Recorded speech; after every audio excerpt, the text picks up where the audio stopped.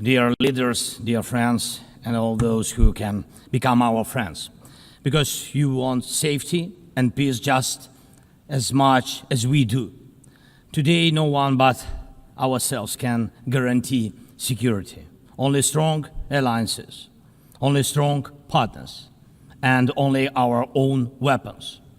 The 21st century isn't much different from the past. If a nation wants peace, it still has to work on weapons. It's sick. But that's the reality. Not international law, not cooperation. Weapons decide who survives. Excellencies, you know perfectly well international law doesn't work fully unless you have powerful friends who are truly willing to stand up for it. And even that doesn't work without weapons. It's terrible, but without it, things would be even worse. There are no security guarantees except friends and weapons. No Ukrainian choice this kind of reality. And knowing our people, they would have chosen a different priority. Ukrainians are peaceful people, but they are people who want to live freely in their own independent country. That's why we invest in defense. For many nations, there is simply no other way left. Nations can speak about their pain from stages like this, but even during bloodshed, there isn't a single international institution that can truly stop it. That's how weak these institutions have become. What can Sudan or Somalia or Palestine or any other people living through war really expect from the UN or the global system? For decades, just statements and statements. And even everything happening in Gaza remains without a way out. Even now, Syria, after all the changes, still has to appeal to the world to ease the sanctions that are choking its economy. It has to ask and wait. Syria deserves stronger support from the international community. And as Russia's war against my country goes on, people are still dying every week. Yet there is no ceasefire because Russia refuses. Russia abducted thousands of Ukrainian children, and we have brought some of them back. And I thank everyone who's helped. But how long will it take to bring all of them home? Childhood slips away faster than adults are able to help.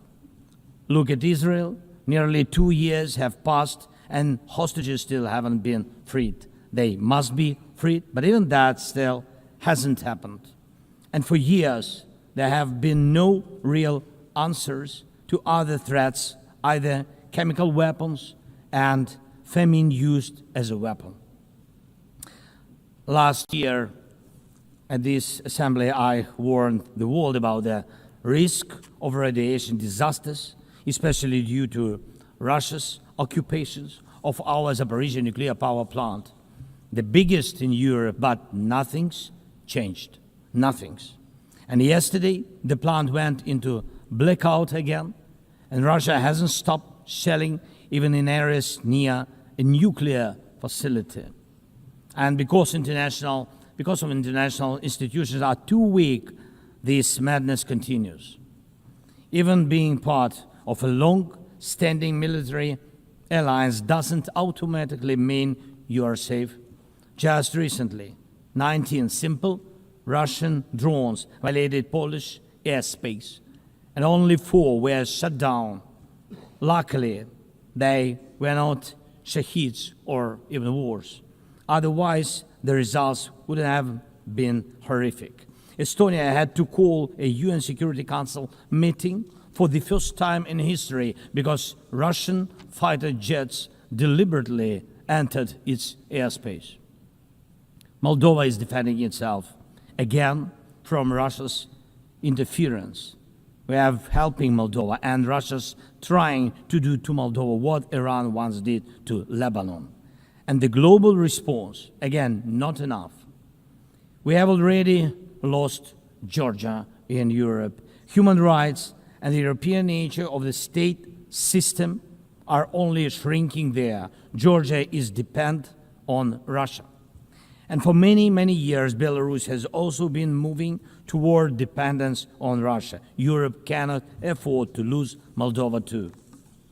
It's important to remember how the world once ignored the need to help Georgia after Russia's attack, and how the moment was missed with Belarus. How Moldova must not be lost.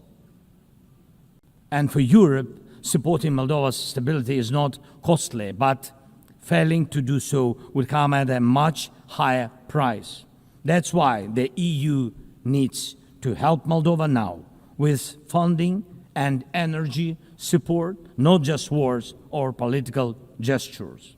We must not forget about protecting the rights of people and the rights of nations in regions where these rights are under threat. The UN Charter and the Universal Declaration of Human Rights must apply everywhere. But the Taliban in Afghanistan dragged a whole country back into the dark ages. Cartels in some Latin America countries are more powerful than the government there. This is all about collapse of international law and the weakness of the international institutions. And so it's about the rise of weapons. Weapons decide who survives. Excellencies, yesterday President Trump stood right here in this hall, and God saved him from a murder attempt during the campaign. A shot was fired from a rifle, and just a fraction of an inch saved his life. Just days ago, President, along with hundreds of thousands of Americans, honored the memory of Charlie Kirk. Sadly, his life was cut short by a bullet. Once again, violence with a rifle in hand. We also mourn the Ukrainian woman, Irina Zarutska. She was brutally killed with a knife here in America, the very country where she was seeking refuge from Russia's war. And almost every day, when we open the news, we see headlines about violent attacks happening all around the world. Most of it is done with weapons. People are already used to, but weapons are evolving faster than our ability to defend ourselves. Now, there are tens of thousands of people who know how to professionally kill using drones. Stopping that kind of attack is harder than stopping any gun, knife, or bomb. This is what Russia has brought with its war. It used to be that only the strongest countries could use drones because they were expensive and complex. Now, even simple drones can fly thousands of kilometers. War tech doesn't care about geography anymore. It's now reshaping it. Just recently, airports in Europe had to shut down because of drones. Authorities couldn't even say what kind of drones they were, who sent them, or from where. Last week, North Korea announced the test of a tactical strike drone. That means even countries with limited resources can now build weapons that are dangerous to their neighbors. Ukraine and nations like Saudi Arabia know all too well how dangerous Iranian attack drones are. But what happens when all the types of drones become available, even to small terrorist groups or cartels? The world moves too slowly to protect itself, and weapons move fast. Now companies are already working on drones that can shoot down other drones, and it's only a matter of time, not much, before drones are fighting drones, attacking critical infrastructure, and targeting people all by themselves, fully autonomous and no human involved, except the few who control AI systems. Dear leaders, we are now living through the most destructive arms race in human history, because this time includes artificial intelligence.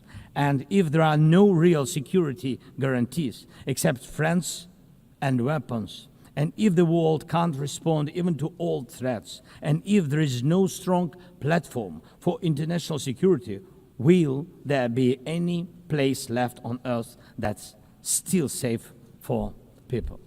We need global rules now for how AI can be used in weapons, and this is just as urgent as preventing the spread of nuclear weapons. We need to restore international cooperation, real working cooperation for peace and for security. A few years from now might already be too late. 10 years ago, war looked different, and no one imagined that cheap drones could create dead zones, areas stretching for dozens of kilometers where nothing moves, no vehicles, no life. People used to imagine that only after a nuclear strike. Now it's drawn reality. Mass-produced, simple drones, and without AI yet. Ukraine doesn't have the big fat missiles dictators love to show off in parades, but we do have drones that can fly up to 2,000-3,000 kilometers. We had no choice but to build them to protect our right to life. Control over the sea used to depend on having a big navy. Ukraine doesn't have a big fleet, but we succeeded. In the Black Sea, we pushed what's left of the Russian navy into remote base. And we did it with sea drones. That's how we protect our ports and maritime trade routes, because Russia has left us no other choice.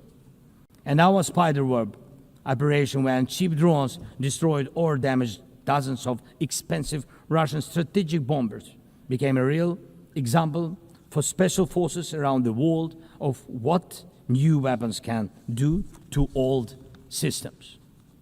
These very Russian bombers attacked our cities.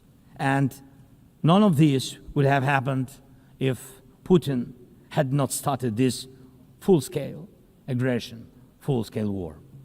And every year that this war goes on, weapons become even more deadly. And only Russia deserves to be blamed for this. Dear leaders, to protect lives, Ukraine builds underground schools and underground hospitals. To protect lives, we have to spend more on protecting power stations from drone and missile attacks than on building sports facilities or cultural infrastructure.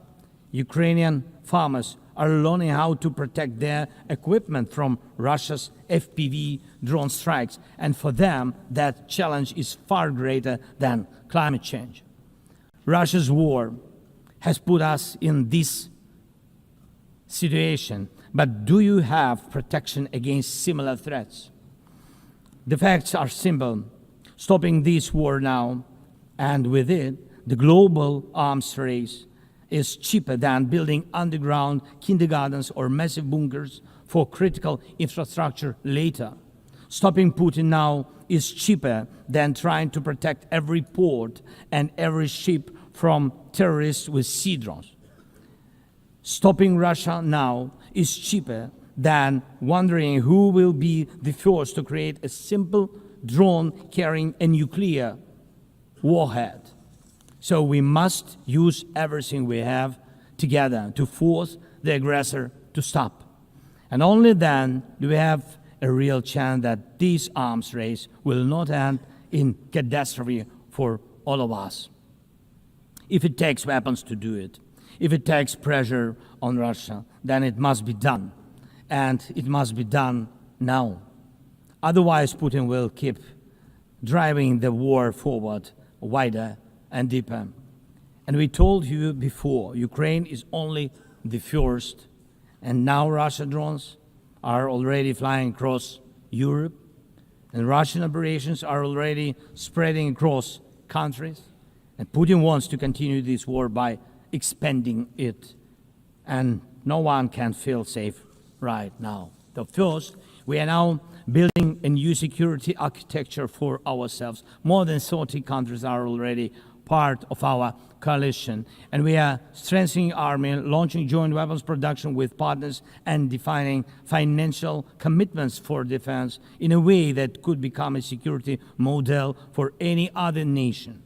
If security guarantees work for Ukraine, something more than just friends and weapons, it will mean that people were able to make national security not a privilege for a few nations, but a right for everyone.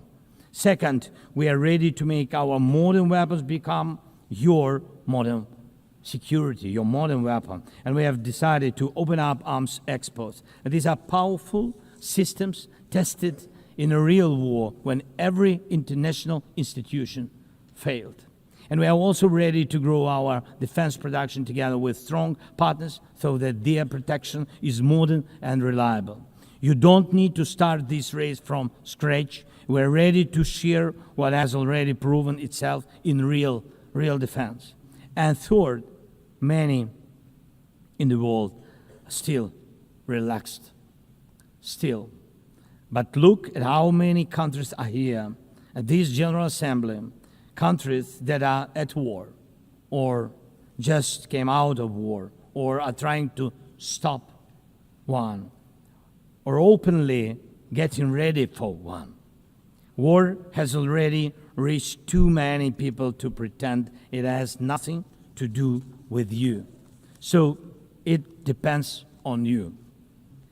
Whether you help peace or continue trading with Russia and helping Russia to fund this war, it depends on you. Whether prisoners of war will be freed, whether abducted children will come home, whether hostages will be free. It depends on you. What will define existence? War like now, or our joint strong actions as it should be? Yesterday we had a good meeting with President Trump, and I also spoke with many other strong leaders, and together we can change a lot. Of course, we are doing everything to make sure Europe truly helps. And of course, we count on the United States. I appreciate the support we are receiving. Yes, much depends on the G7 and G20, but in the end, peace depends on all of us, on the United Nations. So don't stay silent while Russia keeps dragging this war on. Please speak out and condemn it. Please join us in defending life and international law and order. People are waiting for action. Thank you so much. Slava Ukraini!